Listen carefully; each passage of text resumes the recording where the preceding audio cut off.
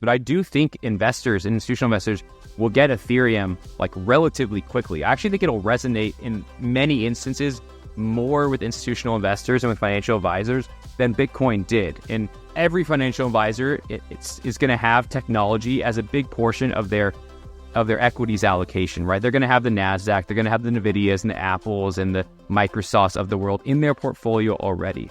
And so I think, and Jeff Dorman does a great job of framing this up, and I largely agree with him that there's a way to communicate what Ethereum is to Wall Street in terms that they would understand. And I think it's a network of crypto applications. It's like the iOS for crypto applications. And if you ask investors if you could carve out iOS from Apple's business or carve out the App Store from Apple's business and wrap it in an ETF wrapper, would they invest in it? And I think you would get 10 out of 10 times they would say absolutely. Welcome to The Edge Podcast. I'm DeFi Dad here with Nomadic from 4RC. Today's show spotlights what Wall Street thinks about the Bitcoin and ETH ETF approvals. In this episode, we interview Bitwise head of research Ryan Rasmussen about what the world's largest investors think about the assets Bitcoin and ETH, what moves they're making since the ETF approvals, and how it will impact the growth of this newer global asset class. But before we do, just a quick word from our sponsors who make the Edge podcast possible.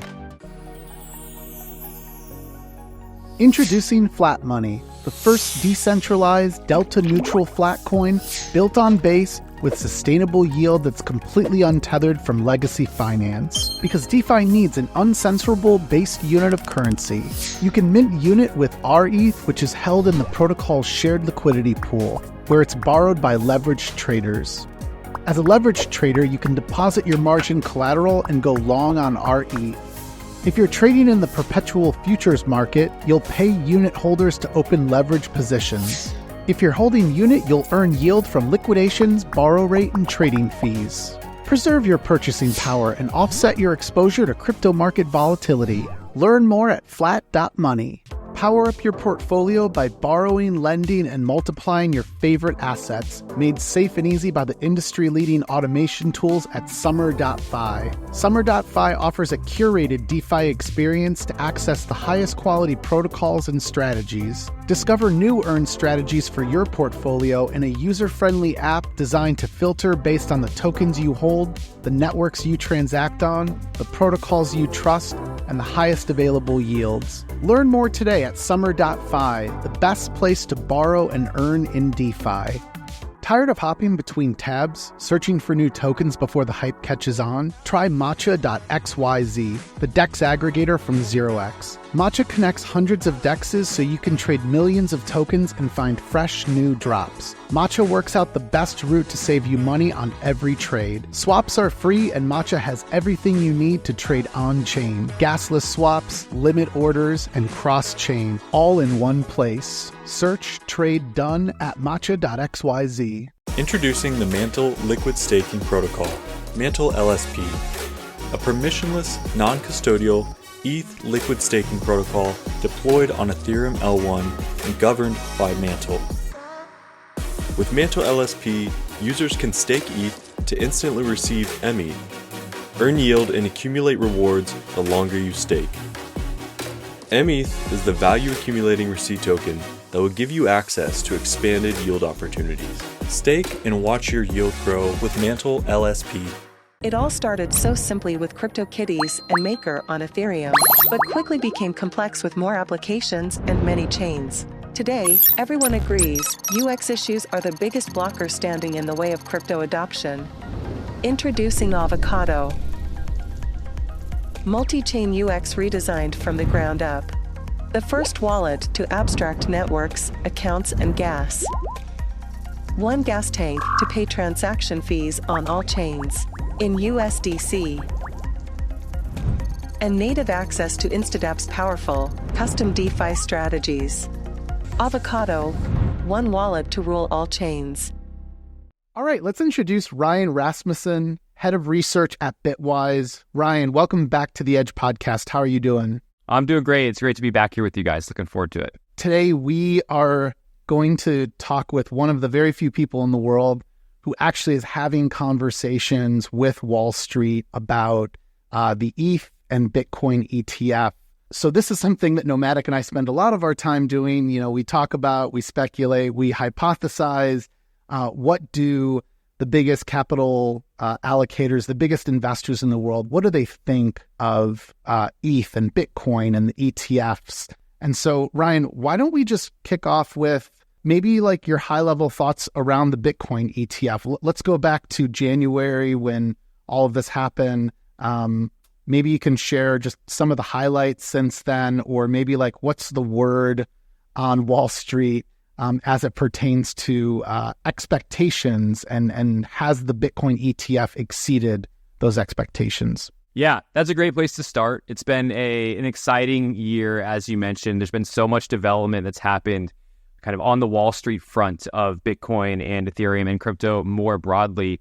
First and foremost, with the launch of the spot Bitcoin ETFs back in January, I think it was January 10th or 11th, we launched 11 spot Bitcoin ETFs that traded here in the US. It was the first time that a large group of investors in the world, in the US, really could get access to spot Bitcoin through a traditional ETF wrapper. And if you kind of think about the breakdown of investors that exist, particularly that manage the trillions of dollars or tens of trillions of dollars of wealth in the US, you have about 20% of that is self-directed. So it's retail investors like you or I or other people that are trading in their brokerage account or perhaps in their Coinbase account. But 80% of the wealth in America is controlled by institutional investors. These are financial advisors and RIAs and pensions, et cetera. And so really, it was the first time in January when the spot Bitcoin ETFs launched that majority of that 80% could access Bitcoin or even could begin to think about accessing Bitcoin. And ETFs are an extremely popular investment vehicle and kind of wrapper in the traditional finance world. You can think about it like an ERC-20 wrapper around an asset that just trades on the New York Stock Exchange or a different stock exchange. And so it's really exciting. They launched and immediately started to break all kinds of records when it comes to ETFs. The ETF market's been around for 30 years or so, and these launches have certainly been the most successful ETF launches of all time. They gathered billions of dollars in their first few days. I think they set the record when you add up all the different spot Bitcoin ETFs, which I think you can do because this was kind of a first where you had 11 of the same type of ETF launch on the same day. So you really can look at them as an aggregate bucket. And they beat the record for the most funds gathered in spot Bitcoin. The spot Bitcoin ETFs broke the record for the most funds gathered in an ETF in their first 30 days of trading ever. So really, really exciting to see the momentum behind the spot Bitcoin ETFs. They continued that momentum pretty strongly here through the first 6 months of the year. We've crossed 15 billion in new assets coming into Bitcoin ETFs, which again is just a remarkable amount of activity and a remarkable amount of asset flow into ETFs in general and more broadly. And so really happy about that. We've really seen kind of a sea change with institutional investors that we talk to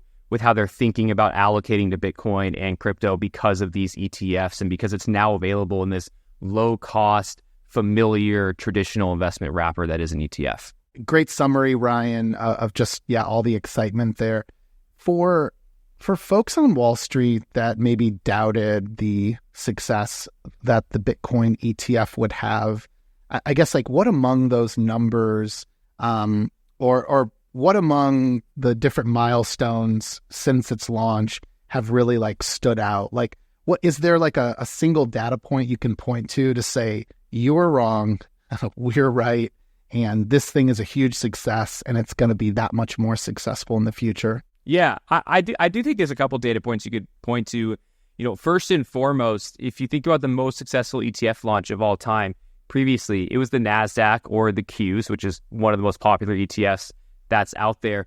That gathered $5 billion in assets in its first year. So that was really the benchmark where if we surpassed that in our first year, that would have been the most successful ETF launch of all time based on first year flows. We surpassed that in a matter of weeks or a month or two and are already at that 15 billion of net flows into these ETFs in the first 6 months of trading. So obviously you have to run that out for the full year. There could be outflows. There are days where there are outflows, certainly. But just based on how things are going, I think that, to me, is a very remarkable point and one that really resonates with institutional investors, that these beat the most successful ETF launch of all time, which, by the way, is the Qs, which everyone holds in their portfolio. And so that's one stat. I think another interesting stat is that the ETF experts over at Bloomberg, Eric Balchunas and James Safar, they had predicted around 5 to 15 billion of flows in its first year for these ETFs. Again, we're at that 15 billion mark already, about 5 months into trading. So I think that is another example of where we've, at a minimum, hit the high end of expectations. But if things continue with this trajectory, and I certainly think they will, that we have surpassed those expectations. And then the final data point here would be that there was many investors in Wall Street who said that these Bitcoin ETFs were going to be a complete flop. And I think it's clear that has been completely wrong. And we're really excited about the trajectory and about these records that have been set. Ryan, just from following your Twitter, it's clear you talk to a lot of these, I guess, institutional allocators day in, day out. I'm kind of curious, like, what is the composition of buyers? Like you mentioned, we've got 15 billion of net new flows, in the first half of this year. But like, I'm kind of curious, like, who's buying these? Like, what type of allocators? And another kind of, I guess, question is, I keep hearing all these rumors like, well, there's a whole cohort of allocators that are still going through diligence that haven't even been onboarded yet. I'm curious, like, your take on that, just, with your insights to probably talking to these people. Like, is there a lot of people that haven't even got over the line, but you think will on buying into these Bitcoin ETFs? So yes is the answer to there. I think that there are waves of adoption of these Bitcoin ETFs, and we're barely past the first wave in my mind, and I think there will be multiple waves. So I can break that down, but kind of around who's buying these ETFs. So it's hard to tell. As an ETF issuer, you don't get the data on who's buying these ETFs for the most part. You can, if you're working with a financial advisor or an RIA, or if they call your capital markets team to execute a large trade, then you kind of have that data point if they tell you or if they work with your capital markets team. But for the most part, these could be investors that are using their 401k to buy these ETFs, or they're trading it in their brokerage account. And really, that data, you can pay platforms that try to aggregate that data, but it's really hard to sift through. The most informational piece of data that you have on who's buying these ETFs are the 13F filings, which is a filing that is required by the U.S. government for asset managers who manage over 100 million in assets on what they're holding. And that comes 45 days after quarter end. So we had the first 13F filings that would have included Bitcoin ETFs on May 15th of this year, so about a month ago. And those started to roll in. And you can think of that as a lot of hedge funds, or a lot of really big RIAs, or really large endowments or pensions or investment managers. And even then, it's a little bit difficult to see the breakdown because some fit multiple categories. But zooming out and broadly speaking, I think what was most interesting was that majority of what the market had expected those large flows to be in the first 3-4 months of these ETFs trading, the expectations were that was coming from large RIAs, large financial advisors, large institutions. And the reality of what these 13Fs showed was that a lot of the activity we've seen so far has been retail driven. It's been institutional investors who managed less than 100 million, so they weren't required to report it. There's been, I think, less adoption of these ETFs by hedge funds and institutional investors and large RIAs than what was initially expected. So it's been largely retail driven for that first wave, and then smaller RIAs, they can kind of move more quickly and more agile because they're smaller individuals. Obviously, bigger ships turn slower, and I think you can think of the smaller financial advisors and RIAs as being able to adopt these new products of Bitcoin ETFs quicker and faster. And so retail-driven, smaller institutional investors, that's kind of the first wave. And I think that largely speaking, we're still seeing more flows from those, but that was the big, giant first wave. The second wave, and what hasn't happened yet, and what we're at Bitwise working on every single day, at Bitwise, we have a team of 65 people that 24/7, 365, all we do and all we think about is crypto. A large chunk of that team is dedicated to meeting with financial advisors, meeting with RIAs, meeting with large wirehouses like the Raymond James and the Morgan Stanleys of the world to try to help them understand Bitcoin, to try to help them work through their education process, their due diligence process, their compliance process, on how should they think about Bitcoin ETFs, which Bitcoin ETFs should they choose, which advisors should they allow to sell them. There's a difference between solicited and unsolicited, which essentially means that if it's approved on an unsolicited basis, that means that the advisor can't call up their clients and say, hey, I want to put you in this Bitcoin ETF. It's really exciting. Here's this, and that about Bitcoin ETFs. If it's unsolicited, they have to have their clients reach out to them directly and request that they allocate to the Bitcoin ETFs, right? So often what happens is you get approval on an unsolicited basis, which means the advisor can't sell it, before it's approved on a solicited basis, which means the advisor can just start calling clients and say, hey, I want to put you in some Bitcoin ETFs. So there's just this long process that happens with these large institutions where they have investment committees and due diligence processes, and they have to approve on a multi-phase basis. And that literally takes 6, 9, 12 months, sometimes longer than that. And that's what's happening right now is, we're going out and having conversations, I'm sure the other issuers are as well, with these platforms and with these large institutional investment firms, and saying, hey, look, these Bitcoin ETFs aren't going away. They've been, as we said, some of the most successful ETF launches of all time.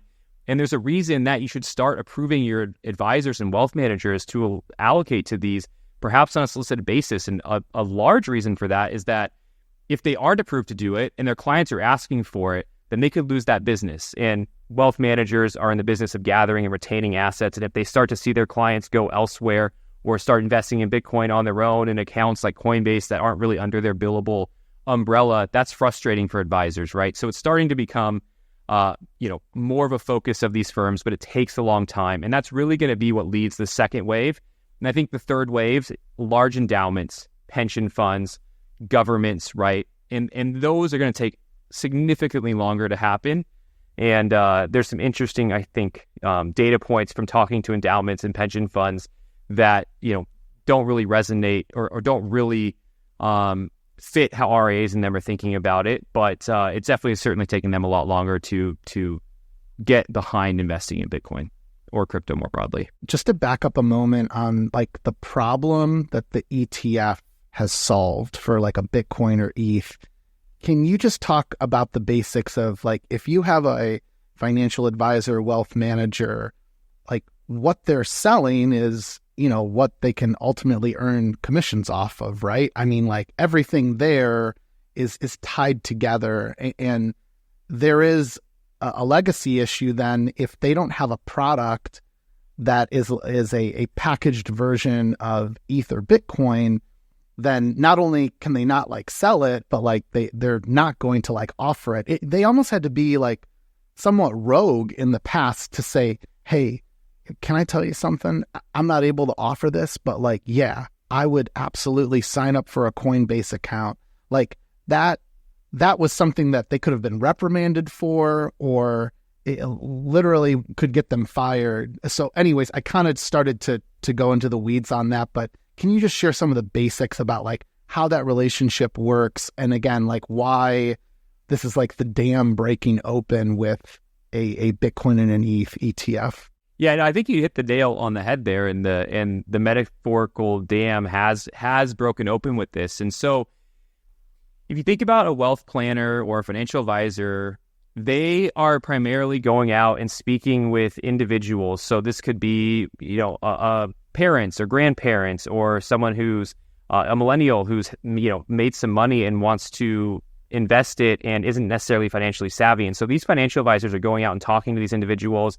They're advertising their business to these individuals and trying to get these individuals to allow the advisor to manage their money, right? And if I manage, as a financial advisor, if I manage someone's money, I'm going to charge them maybe a 1% fee on those assets under management every year, right? So I want to gather as many assets as I can under what I'm managing, because as an advisor, that increases the amount of revenue that I'm generating for myself and for my business. So it's called a fee-based business, right? It's 1% fee on assets under management, generally speaking. And so as an advisor, what's happened with crypto historically is that it hasn't fit into the pipes in the rails that advisors operate on. It's not something that they could easily bring into that, what we call a billable umbrella or billable bucket, right? If they saw that their clients had assets in a MetaMask or even in a Coinbase account or Gemini account or what have you, because it didn't fit into their reporting workflow and because they weren't approved to advise it by the platform or the firm they work for, then they couldn't bill on it. So that creates a problem for the advisor who's trying to grow their business, that they can't bill on these assets and they're making less revenue. But that's only part of the problem. The other part of the problem is that they can't create a comprehensive financial plan for their clients without understanding the full financial picture. And so for some individuals who have made a lot of money in crypto, or for hold majority of their wealth in crypto, or even a decent percentage, like 10%, 15, 20% of their wealth in crypto, right? This advisor is trying to make a financial plan and really doesn't have visibility, especially in the tools they use to do model portfolios and simulations and wealth planning. Like, there's a piece of the puzzle missing for them. And the bigger the piece of the puzzle is, the harder it is for them to make a comprehensive plan and to discuss that with their clients. And honestly, the more the client sees that this advisor maybe isn't able to service them as well as someone that could fit crypto into their pipelines. And so that's the problem these ETFs solve. All of a sudden, now advisors could bring those assets under their billable umbrella. So now as an advisor, I'm like, hey, great. I can now start talking to my clients about crypto. Maybe they have 10,000, 25,000, 500 million, whatever it is, invested in Bitcoin, in crypto. I can now bring that under my advisement, so I can start charging that 1% fee on those assets. So great for an advisor. I can also bring it into my comprehensive wealth plan. I can now give better tax guidance. I can give better, future planning guidance as an advisor. And for that reason, it really unlocks that dam, or breaks that dam that you referenced, because now all of a sudden it becomes something they can talk about and something they can service their clients on and something they can bill on and include in a comprehensive wealth plan. So that's why it's really important to financial advisors. Taking a step back and looking at the ETF wrapper in general, they're really a great way for investors to allocate to any kind of asset. That's why ETFs are so popular. That's why they represent trillions of dollars in investments just alone in the US, because you have the S&P 500 in an ETF, you have the NASDAQ in an ETF, even gold bugs can go buy gold in an ETF, right? You have all these different types of assets that you can allocate to in an exchange traded fund.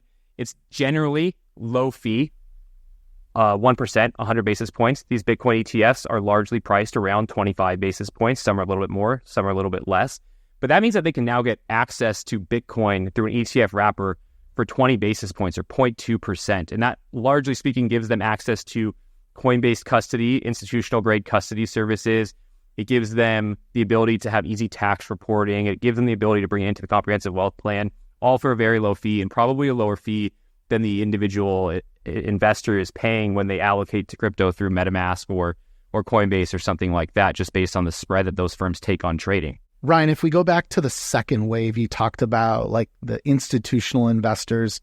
What, if anything, is preventing them from moving forward? Like, what else do they need to see, or is there anything that they're waiting for before they would start to actually buy into the ETFs? I think generally speaking, it's an educational step that they have to make. And, we spend all day, every day thinking about crypto and talking about it on Twitter. And when I say we, I mean, you and me and the majority of the people working in crypto full time. But you have to think about these RIAs and these firms. They spend such a small percentage of their time thinking about crypto and thinking about the industry. And some of them are really not even that. They're like, oh yeah, I've heard of those Bitcoin ETF things. Tell me more about that. Like they're like disconnected because their job is going out and gathering assets, and they're quite literally playing golf with clients, trying to get them to give them more of their money to manage. And they're thinking about what's going on with bonds, what's going on with interest rates, what's going on with NVIDIA and tech stocks, and what's happening in China and Europe. And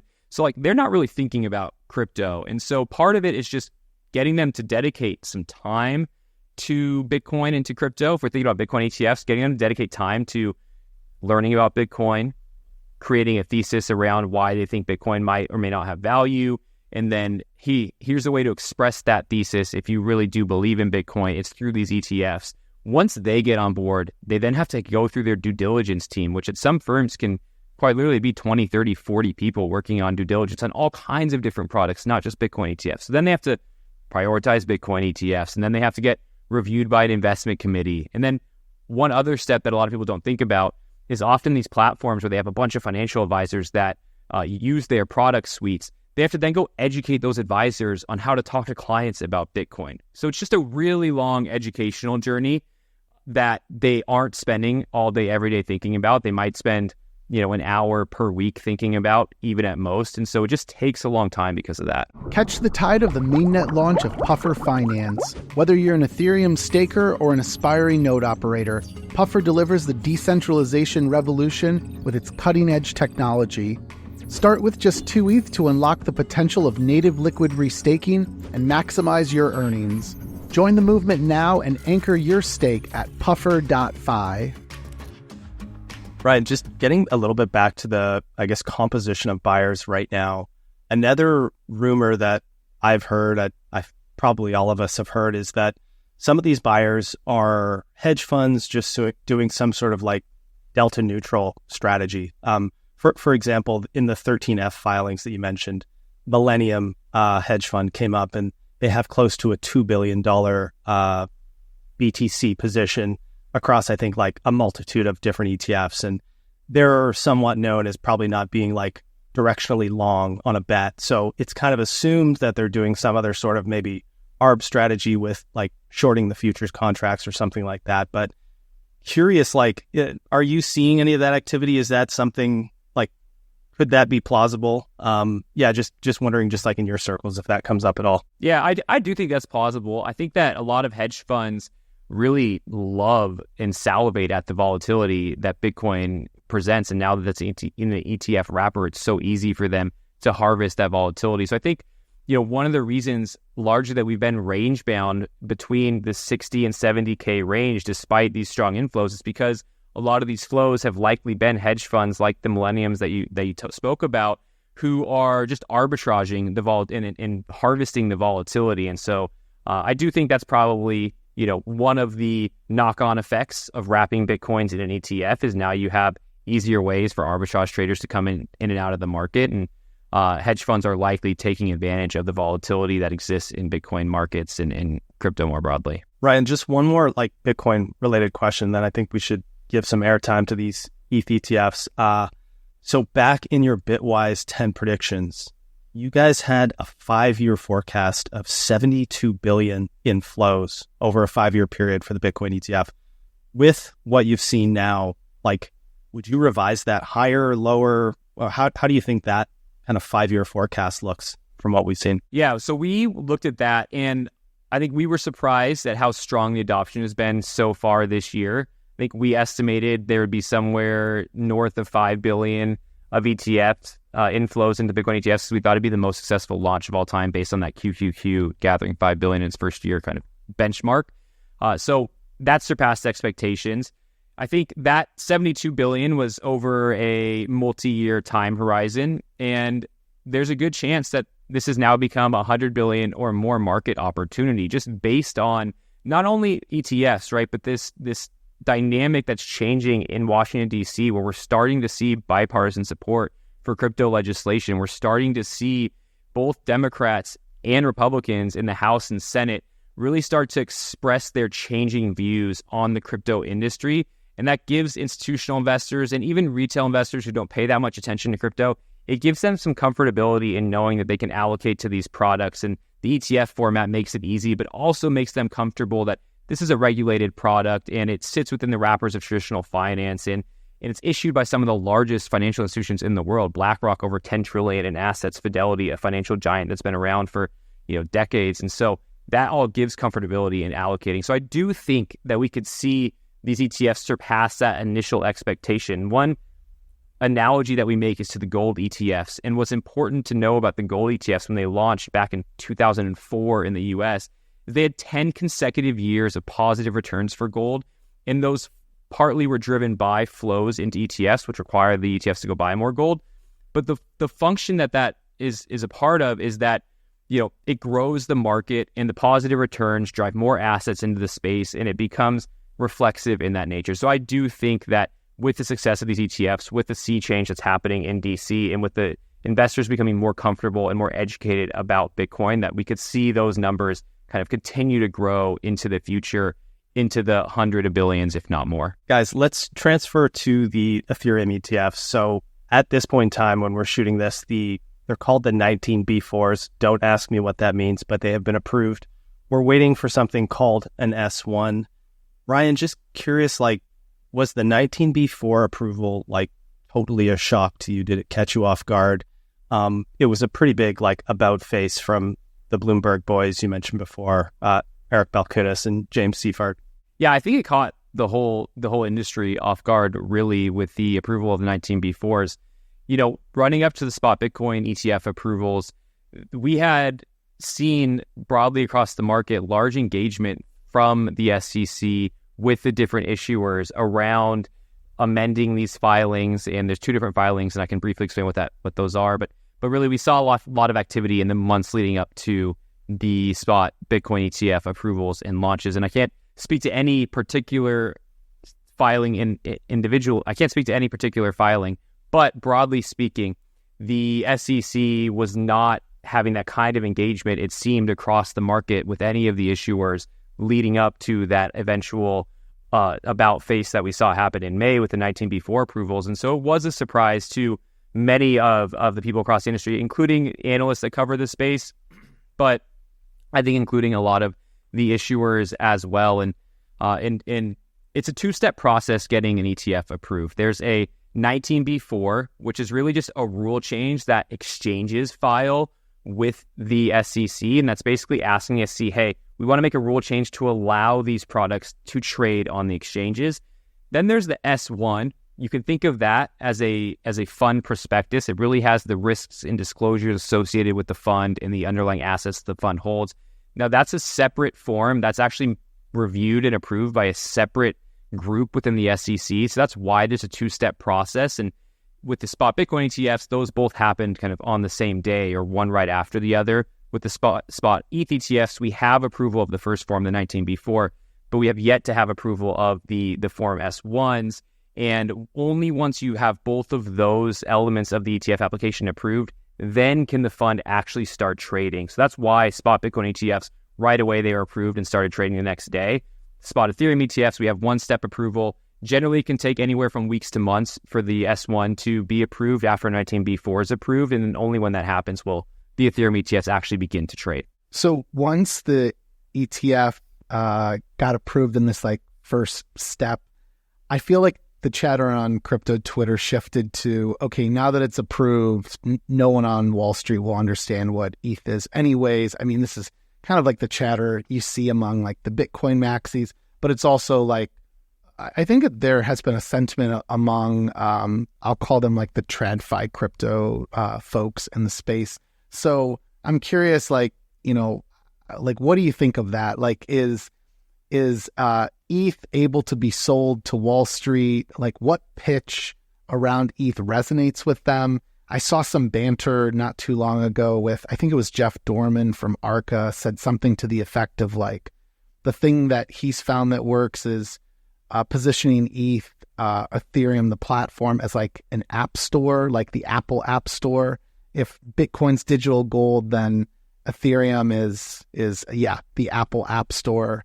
What have you found in your discussions with allocators? Yeah, I think that largely I've seen the same kind of conversation happening across the crypto Twitter sphere, where there's an assumption that most of Wall Street, because they haven't been hearing about Ethereum for as long as they've been hearing about Bitcoin, that they won't understand Ethereum. Plus, the narrative of gold and then digital gold and a digital store of value is really quite simple to understand as an investor. And introducing Ethereum, which is this all-purpose platform that operates, that's a blockchain that operates with crypto apps on top of it, and DeFi and NFTs and all that, it's a little bit more complex. I do think, though, that, and I agree, I don't think most of the Twitter industry or the crypto industry really agrees with this, but I do think investors and institutional investors will get Ethereum relatively quickly. I actually think it'll resonate in many instances more with institutional investors and with financial advisors than Bitcoin did. And here's the couple reasons why. One, not a lot of investors actually have gold in their portfolio. A lot of investors that we talk to, you start to bring up, oh, well, carve out some of your gold allocation and replace it with Bitcoin. And, then you have gold, digital gold. And they say to us, well, we don't have gold in our portfolio. And it's okay, well, now you have to have another reason to invest in Bitcoin, right? And there are other arguments, obviously, but that kind of, sometimes the conversation stops there. What they do certainly have in their portfolio is a technology sleeve, right? Every financial advisor is going to have technology as a big portion of their equities allocation, right? They're going to have the NASDAQ, they're going to have the NVIDIAs and the Apples and the Microsofts of the world in their portfolio already.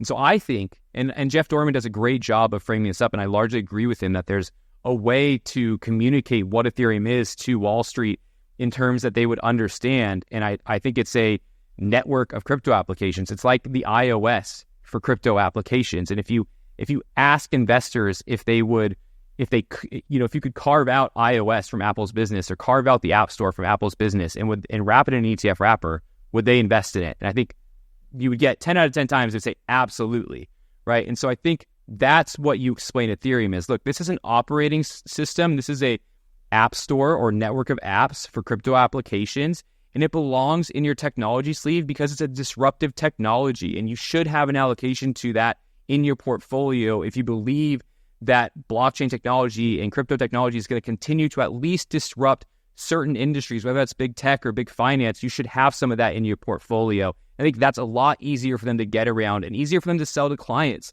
Say, look, we're investing in this new crazy disruptive technology that's had this crazy growth rate that's now available in this ETF, and we're going to do that in your tech sleeve, which you already have allocations to the Microsofts, the Apples, and NVIDIA. It's just going to be one more of those allocations. Yeah, I disagree with this take that we're discussing, the idea that Wall Street will struggle to understand it. And I think you had a really timely tweet here about, it says, and we'll show this on screen or you can find it in the show notes.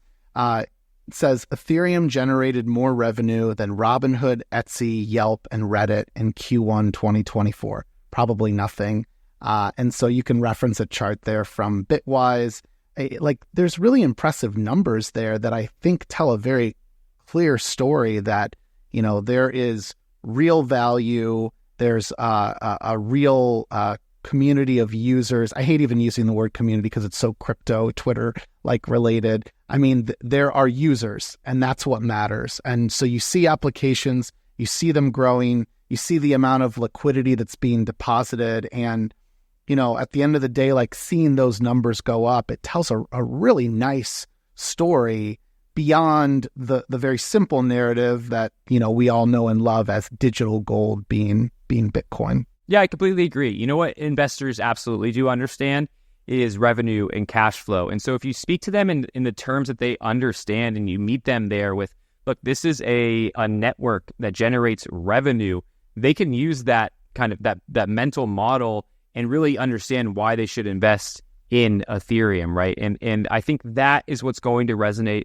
with Wall Street. I think that's why these Ethereum ETFs will be more successful than most people are estimating that they will be. And I think you're exactly right. You say, look, growing user counts, growing number of applications, growing developer activity. These are all signs that a network is really gaining steam and kind of crossing into the chasm.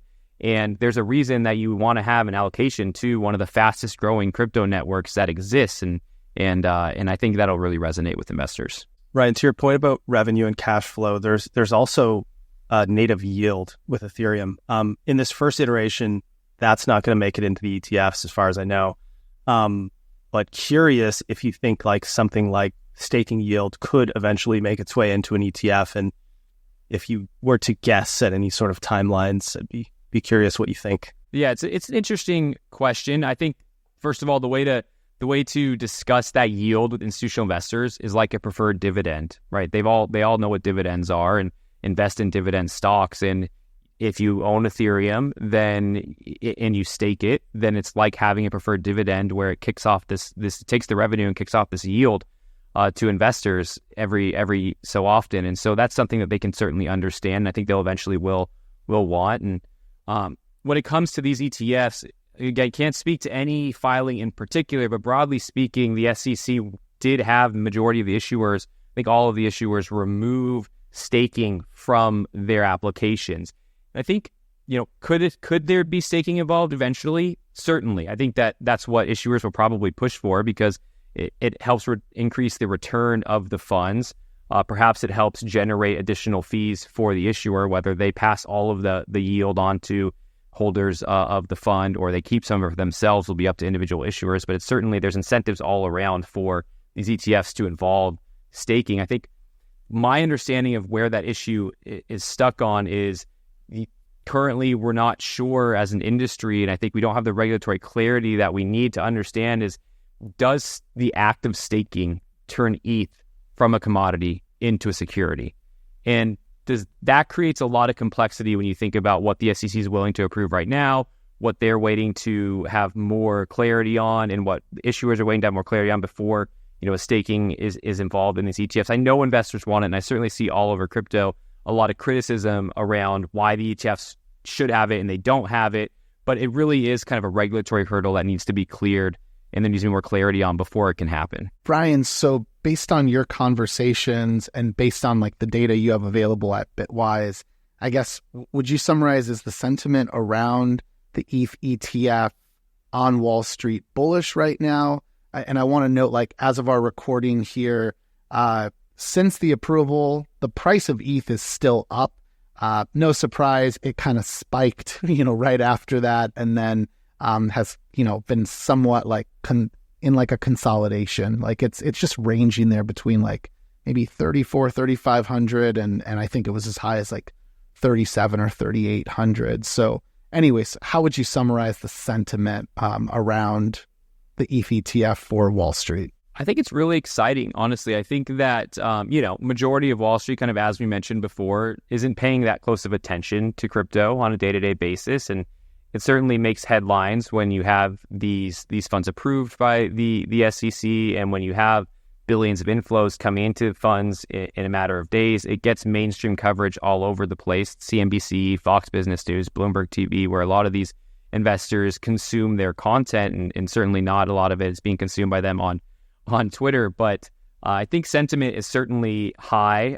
We're really pleased that these ETFs should be coming to market sooner than most people anticipated. I think it's really important, and one of our missions at Bitwise is to help investors gain exposure to crypto in a way that's familiar to them, in a format that they're used to, and really allow them to provide their clients with exposure to one of the highest growing asset classes of the past decade, or fastest growing asset classes of the past decade. So we're certainly really excited about it. And I do think that a lot of what we spoke about with the Bitcoin ETFs earlier applies to the Ethereum ETFs. That education process, that due diligence process, the approvals on the platforms, all of that applies to Ethereum ETFs as it does to Bitcoin ETFs. And it applies separately. Just because they approve Bitcoin ETFs doesn't mean they'll automatically approve Ethereum ETFs on these platforms.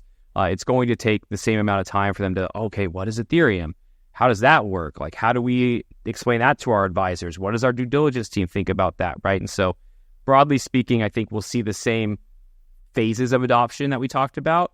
But I'm really excited about the fact that Ethereum is going to be available, or should be available, in an ETF format. And I really think the high growth tech play will resonate with a lot of investors in a way, honestly, that digital gold doesn't resonate with a lot of investors. Ryan, if we take that 15 billion net flows that came into Bitcoin ETF in the first 6 months, and then we, once ETH ETFs get approved and after they've been live for 6 months, how do you think those flows will measure up to the Bitcoin ETF? Like, I've seen a lot of people projecting a pretty wide range, to be honest, like anywhere from, 5 to 10% all the way up to 25 to even 50%. But curious kind of what you're thinking, if you've thought about it at all, any sort of forecasts that you can share. Yeah, I think we're still trying to, at least at Bitwise, frame up what our expectations are. I think a good mental model to have here is that if Ethereum represents 20% or 30% of the Bitcoin market cap, then it's not wild to think that it would have about that same kind of relationship or ratio as far as ETF inflows goes. And so one element that we could see is investors creating what we call a crypto sleeve in their portfolio, right? They think about their portfolio kind of in buckets. And I mentioned earlier, you have a tech sleeve and you have an alternative assets sleeve, which might have some real estate and venture capital, et cetera, and private credit. And then they might start implementing a crypto sleeve. And why that matters in the context of this question is that I think we could see some investors sell Bitcoin ETFs and buy Ethereum ETFs, not fully exit their Bitcoin ETF position, but maybe they start to create a 50-50, exposure to Bitcoin and Ethereum, or 70-30, maybe it's market cap weighted, right? I think we'll start to see more of a, call it an index approach, even though there's only two assets that they can get exposure to investing in crypto, both Bitcoin and Ethereum. So I think they certainly shouldn't be as successful as Bitcoin ETFs. I think it would surprise everyone if they were as successful as Bitcoin ETFs, just from a aggregate flows perspective. But I do think that they will probably surprise most people at the level of adoption that we see and the interest that we see. And I certainly believe will be in the billions of dollars of flows, within the first year. Before we start to wrap up, Ryan, I think we need to talk a little bit about just the intersection of crypto and politics. It's become a really hot topic, at least in, crypto Twitter and, in real life discussions. It's really important because it's an election year here in the United States. So that said, I really enjoyed this post you tweeted out about, you're clearly sort of like mocking the fact that the Biden campaign is supposedly in talks to accept crypto donations through Coinbase Commerce, according to the block. And you had a quote that said, "We won't sign your crypto bill, but we'll gladly take your money." Like, what are your thoughts on like where we're headed? I know I can spin this to the positive to point out that like we are in a significantly better place now as an industry. I think there's been a lot of positive progress in just the last few months, and obviously the biggest part of that story is the approval of the ETH ETF. I also would note that I think President Trump has clearly had an impact in terms of being at least vocally positive on crypto. We have no idea whether he'll deliver on any of this. And so now it feels like we're kind of seeing Biden forced to be less hostile than what the administration has been. So we don't need to talk politics, but I guess how do you think about it as someone who works full time in the crypto industry? Obviously, our livelihood depends on having friendlier regulators and being able to have access to be able to use DeFi and all the other bits of crypto on chain. Yeah, the regulatory environment in the U.S. and the changing of the tides that we've seen in the past 6 months is truly remarkable. I think crypto has made it through this, out of this regulatory valley of despair that we've been in for so many years, where you just don't know what's coming down next as far as enforcement actions, as far as legislation that's anti-crypto. And I think in the past 6 months alone, if you zoom out and think about it, we've had the approval of spot Bitcoin ETFs. We've had, partial approval of spot Ethereum ETFs. We've had multiple bills passed through the House with bipartisan support that are really pro-crypto bills. We have the Anti-CBDC Surveillance Act. We had SOB 121, which actually passed both the House and Senate, both chambers of Congress, with bipartisan support, obviously being vetoed by the president. But just a kind of a notion of where that sea change is happening is now you have bipartisan support in both the House and the Senate. FIT 21, obviously a market structure bill that had bipartisan support, over 70 Democrats voting in favor of FIT 21 in the House. And that kind of shows how quick the tides are turning. Also, in the past 6 months, you've had, as you mentioned, a presidential candidate really start talking about Bitcoin and crypto more broadly as a key pillar of their campaign. And you've had the Biden administration come out and say, now we're going to accept crypto donations. And so I think, what we're seeing is remarkable. And it's certainly a lot of strong tailwind for the crypto industry in the US. And I'm really, really excited about it. And it definitely gives investors more comfortability that the industry isn't just going to be regulated out of the US entirely, and that, that's going to cause the markets to turn for the worse once that happens.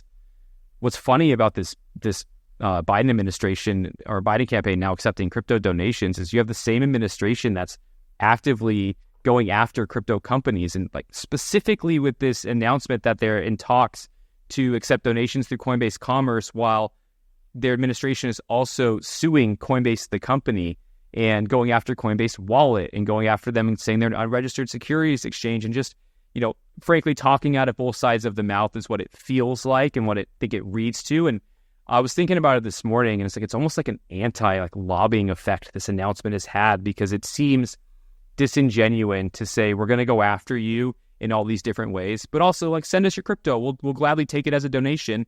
And so it's remarkable what we're seeing, but generally speaking, being in this every day and we have a team that goes to DC often and talks to regulators and congressmen and senators. And broadly, what's happening is that there is a transition happening in DC and with lawmakers and with regulators. And it's really, really exciting. And I think it will certainly have strong tailwinds behind crypto for months and really for years to come. Yeah, whoever is to win this election, I just hope that, they fight for the best interests of, citizens. And I think the best interest of our citizens is to have, permissionless access to, all the different innovations of DeFi, to be able to hold whatever crypto asset we want to. Anyways, this is probably a good place for us to start to wrap up, guys. I want to remind our listeners that they can learn more about Bitwise by going to bitwiseinvestments.com. They should follow Bitwise Invest on Twitter. They should follow Ryan's Twitter account at @RasterlyRock, and you can find all of that in our show notes. And then, Ryan, thanks so much for coming back on to the show. This was really enlightening to just kind of gather all the sorts of insights that you have gathered over the past 6 months since we last talked. One thing you mentioned earlier, though, is we're still waiting on this S-1 approval for the ETH ETF before it can start trading. Can you close us out with any thoughts on when you think the ETH ETF might begin trading, or just any other predictions for the ETH ETF, for the rest of 2024? Yeah, certainly. As you guys mentioned, you can find all of our content, all of our educational materials and what have you at the Bitwise website. It's all free. Broadly speaking, we're here to help investors learn about crypto, and then secondly, gain exposure to crypto. So really excited about the spot Ethereum ETF approvals.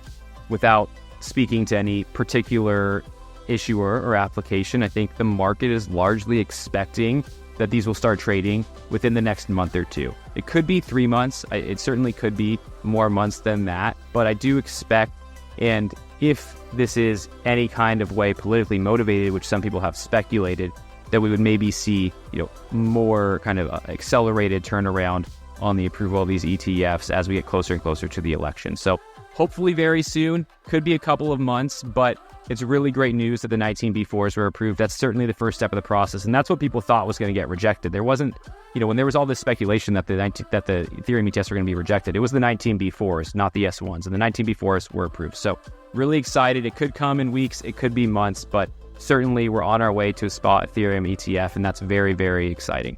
Thanks everyone for tuning in. If you're a talented founder or developer, please consider reaching out to our team at fourthrevolution.capital. And for future episodes of the Edge podcast, please check out our link tree at edge_pod.